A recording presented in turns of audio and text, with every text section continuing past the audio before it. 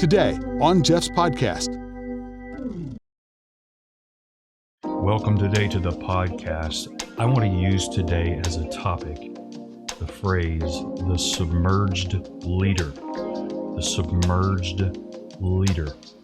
I started making some notes for a book that I had intended to write last year, and I hadn't gotten around to writing that book. Don't even know if I'll get around to writing the book, but I wanted to share some of these leadership principles with you.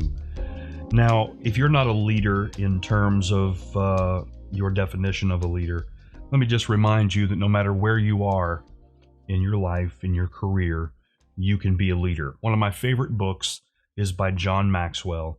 It's entitled The 360-Degree Leader, meaning no matter where you are in an organization, you can lead. You can lead up, you can lead down, and you can lead horizontally. Those who are around you, you can rise as a leader. And I've always kind of operated by that principle. So leadership principles are applicable to anyone, and they're certainly applicable in the church, and they're applicable in your life. So I just want to dive into some of this and give you a little bit of the word today, just to give you an encouraging message. Okay, so I wrote down some things, and I started with, in over 20 years of leadership experience, what are some lessons that I have learned? I've learned a lot of lessons in the last 20, 30 years, most of it the hard way. All right, I'll go ahead and admit that right up front. I'm not afraid to admit that, but I just kind of took a journey through my life. It took me a lot of time to put this list together, but I want to share it with you because these are things that come from my personal experience, good and bad. And I just want to go down through some of these things with you and talk to you about what it means to me to be a submerged leader. Okay, I know that sounds like a great book. Maybe I'll get around to writing it someday. I've got other priorities on the plate right now. All right, number one, naivety and anxiety. I can't read my own handwriting. Naivety will teach you some of your most valuable lessons. I'm not going to expound on these. I would get stuck, okay? Number two, assuming everyone understands you will almost always lead to disappointment. I bet you can identify with that one, can't you? Number three, listen beyond words before you respond. Number four, not everyone wants you to succeed. We've talked a little bit about that in past podcasts. Number five, when you speak, do so is as if what you say is being recorded. Since I messed it up, I'm going to say it again. When you speak, do so as if everything you say is being recorded. Because in this day and age, it probably is. Number six, never respond to a negative person in writing if you can help it. I learned that lesson the hard way. Number seven, sleep on every reaction. Sleep on every reaction because your first reaction is almost always the wrong one. Again, these are just things that as I thought back over my life and leadership, lessons that I learned, most of them the hard way. Number eight, humility is your best defense against opposition because people don't expect it. They expect you to fight back. Number nine, assume there is no plan B. Number 10, don't hide your scars. If I spend time talking about any of these, that's probably the one I spend the most time talking about, is don't hide your scars. Your scars are, I said I wasn't going to expound, but I am on this one. Your scars are the signs of your healing. They say that you fight back and you win your battles, and they leave a story to tell. Your scars are most valuable when they're visible. Number 11, and I can't take credit for what I'm about to say. I'll give credit to whom credit is due. John Maxwell always says, leadership is influence, nothing more, nothing less. I wrote this down. Influence is the currency of leadership. Influence is the currency of leadership. What happens when you don't have currency? You can't engage in transaction. Okay. Number 12, you can be a manager without being a leader, but you cannot be a leader without being a manager. Let that sink in for just a moment, all right? Number 13, presentation matters. People are looking.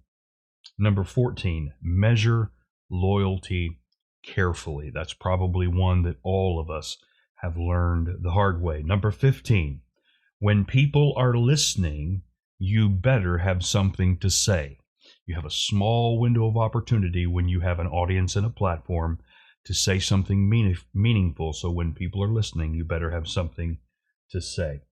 Number 16, humility is not the same as weakness.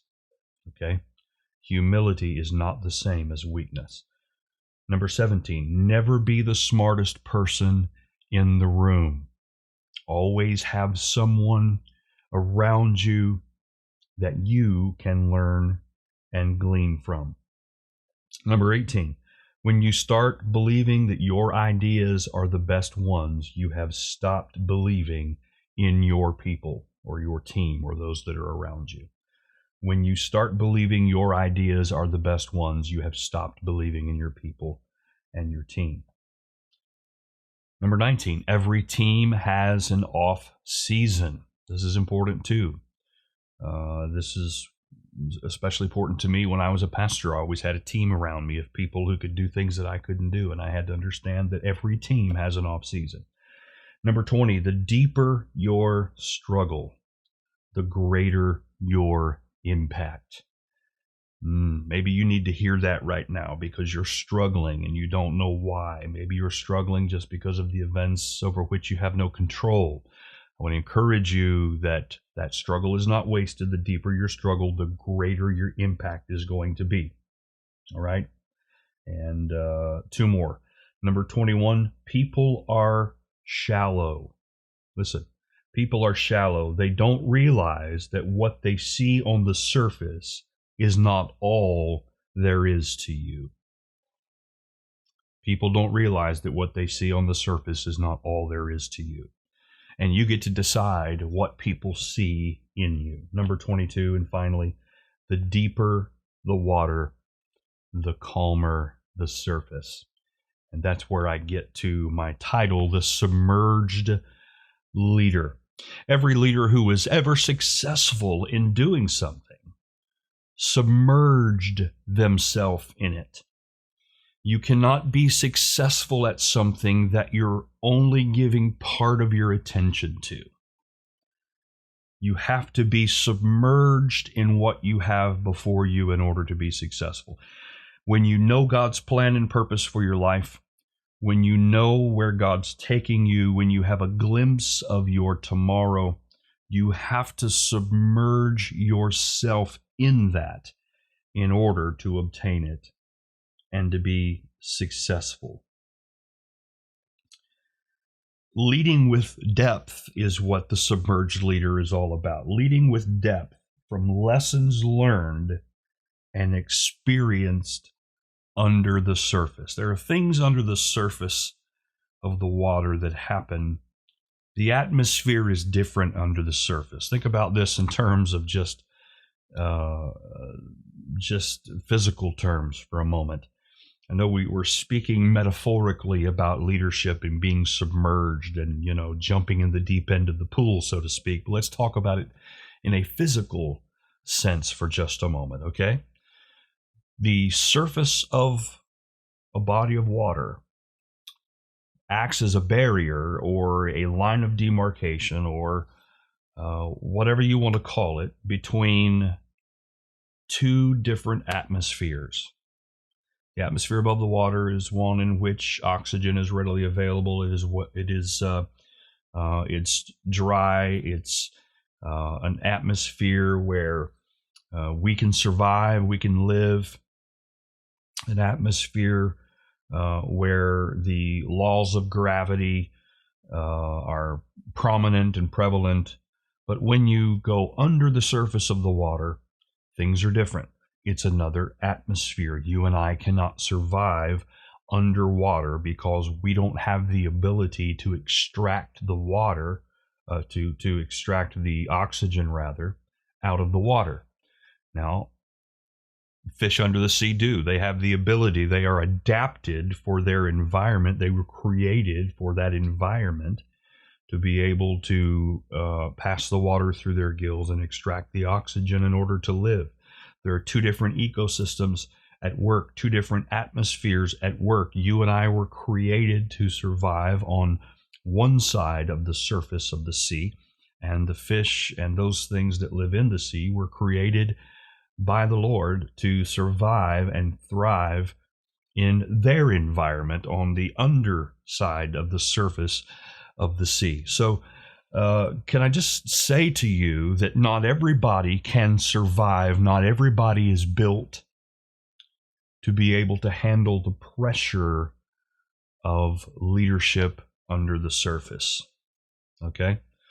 Leadership is not about what's above the surface. Leadership is about what's going on under the surface. And the deeper you go, the deeper you immerse yourself in a mission and vision, whatever your task, whatever your destiny is, whatever your dream is, the deeper you go into that, it's indicative that you have taken risks, you've given it your all, you have walked away from things that have hindered you, and you are all in. You are diving in the deep end. The deeper you go, the calmer the water will be. God uses deep places to transport you to places of influence and success. Think about that for a moment. God uses deep places to transport you to places of influence and success. Sounds kind of like what Jonah went through. Even though Jonah wanted to run the other way, he finally submitted to the Lord. He jumped into the sea, and God sent along a great fish that took him under the water in deep places and took him exactly where he needed to go. That's kind of a loose illustration of what I'm saying to you. The deeper you go, the higher the pressure. Because when you get under the surface of the water, the deeper you go, the pressure of the water becomes greater because of the law of gravity. So if you've ever scuba dived, you understand the rules of the pressure of the water, that you can only dive so far down without more expensive and more sophisticated equipment that can stand pressure, that can shield your body. If you go too far, then the pressure can literally crush a deep sea diver's body. Think about it in terms of a submarine. A submarine, depending on what kind of submarine it is and how it's constructed, can only go so deep in the water.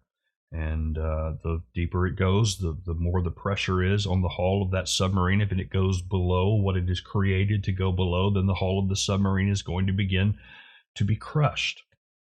So the deeper you go into your dream, the deeper you go into your vision, the deeper you go in leadership, the more you submerge yourself, the greater the pressure becomes. Again, these are metaphors for leadership. There is pressure in leadership that people don't see on the surface. All right, I'm going to move on. I don't want to get stuck in any one area here. I want to share as much of this with you as I can. These are just kind of the notes that I wrote down in my study time. The deeper you go, the less visible the surface becomes.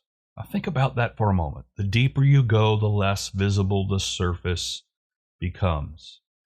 When you submerge yourself in something, it becomes less about what is on the surface and more about what's going on underneath. And the deeper you go into your mission, the deeper you go into your vision, the deeper you go into your plans and your dreams and your education and your preparations for what God is doing in and through you, the less important the surface issues become. And of course, when you are in leadership and you are submerging yourself and you're going deeper, You're only able to do that when you have surrounded yourself with people that can handle what's going on the surface. And therefore, as you put people in place around you that can do what you can't do, and people that can handle what you don't need to handle, the deeper you go, the less important to you in your daily routine are the things going on the surface. Do you realize that a study of deep water, the study of the ocean, I don't know where this comes from. I did some study and found this. I forget where I found it, but it's a reputable source. I promise you that. Did you know that there are 20 million, it is believed, there are 20 million tons of gold in the sea on this earth? Think about that for a moment. When you add up all of the bodies of water on the globe, it is believed that there are 20 million tons of gold in the sea. Let me put that in perspective for you. It's enough for every human being on the earth to have 9 pounds of gold. That's a lot of gold.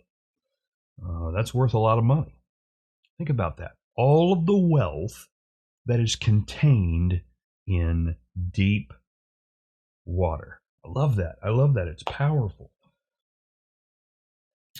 The deepest part of the ocean is called, there's 5 different levels of the ocean. I'm not going to go through all of those. If I ever write the book, I will. But what's interesting to me, I've always been fascinated by oceans. I always love to get on cruise ships and go out in the middle of the ocean, and that kind of thing just really, I love movies about submarines and all those kinds of things. The Titanic, the history of shipwrecks, that kind of stuff just fascinates me. I don't know why, but it does. And so it's just amazing to me that the deepest place in any ocean on the globe is called the Mariana Trench. It's more than 11,000 meters deep. That's almost 7 miles deep. Wow. Put that in a little bit more perspective.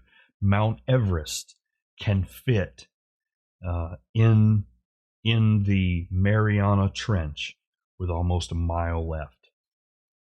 That's how deep the Mariana Trench is.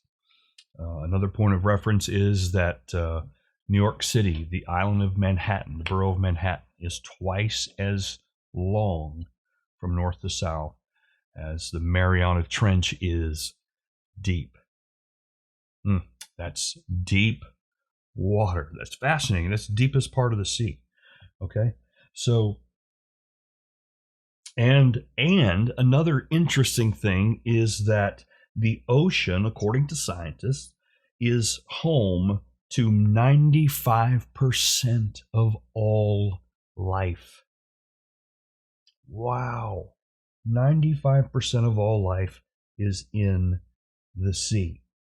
Another fun fact is that the U.S., half of the U.S. exists below the ocean. Wow. That's crazy, isn't it? And I give you that stuff just because they're fascinating facts, but just let me tell you something. 95% of all life exists below the sea.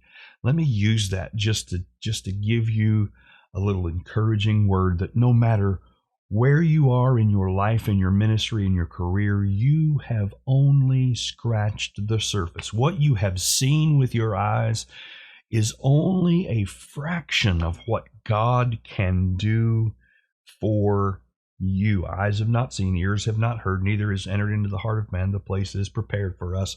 Do you know that you only use a maximum of 10% of your brain? What would happen if we used more, 20, 30, 40% of our brain capacity? Of all that we are as human beings, of all of the things that we have accomplished as people, of all the things that we have done in the body of Christ, of all the things God has blessed us with and for, we have only scratched the surface.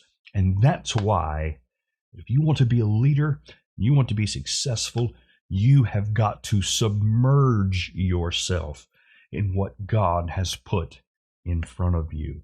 Submerge yourself and go as deep as you can go. There's so much good stuff here. Did you know that the biggest waves are beneath the surface? The biggest waves in the ocean are beneath the surface, are never seen on the surface because they're so deep. Sound travels 5 times faster underwater. Fish and other sea creatures have, many of them have a sonar built right into them.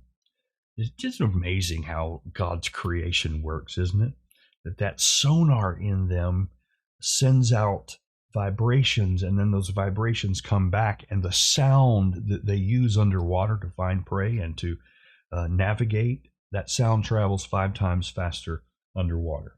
Let me just go through a few things that are important about submerged leadership. All right.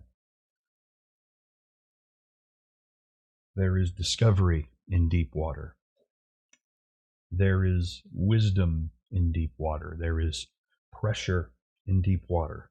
There is treasure in deep water. There is loneliness in deep water. The old saying is that it's lonely at the top. Well, if you are talking in terms of that inverted paradigm of the depth of leadership, being a submerged leader, it's lonely in the deep. A submerged leader is open to new discoveries. A submerged leader has paid a price for the wisdom. A submerged leader is under intense pressure. A submerged leader has a heart to hear what others don't hear. There is so much to be gained by submerging yourself below the surface, below what people see, below what people know. There are things that God's doing in you right now that are below the surface that people don't see. And again, remember what I said, that most people are shallow and don't realize that what they see on the surface isn't what you're all about, isn't all that there is to you.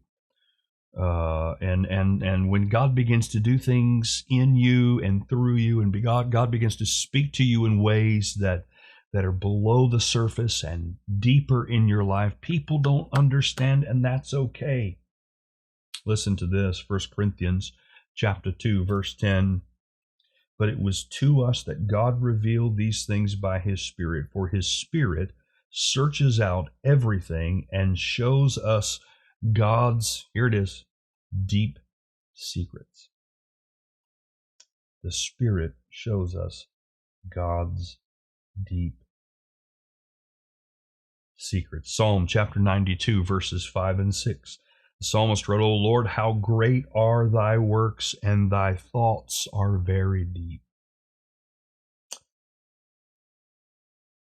Daniel chapter 2, verse 22, He reveals the deep and secret things. He knows what's in the darkness, and the light dwells in Him.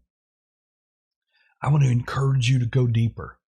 Go deeper in your walk with the Lord. Go deeper in your relationship with God. Go deeper in your understanding of the Scripture. Go deeper into your dreams and visions. Go deeper into the destiny and the purpose that God has prepared for you. I can tell you, as someone who seeks to go deeper, you will never be sorry. You will never be disappointed that you went deeper. I hope these things have, I know this is unusual compared to what I'm normally doing, but I hope these things have encouraged you, ministered to you. Maybe there are some things that I sent on the front end of the podcast that really just kind of quicken your heart and quicken your mind, and you want to go back and listen to those 22 things that I wrote down that I learned in the first 2 decades of my leadership experience, the lessons that I've learned. If something that I've said has touched you, ministered to you, or just encouraged you or quickened you to go deeper, let me know about it, would you? Just send me an email, reach out on Facebook or social media. I'd be glad to hear from you. Hope you have a great day, and I'll talk to you next week. Thanks for tuning in today. Remember to subscribe to the podcast on any major podcast platform or Jeff's YouTube channel. For more information about this ministry, visit us at jeffwolf.org. Just released is Jeff's newest book, 10 Reasons Why. You can get it free by texting the keyword RESTORED to 833-649-1545. Message and data rates may apply. We'll see you next week. Be blessed.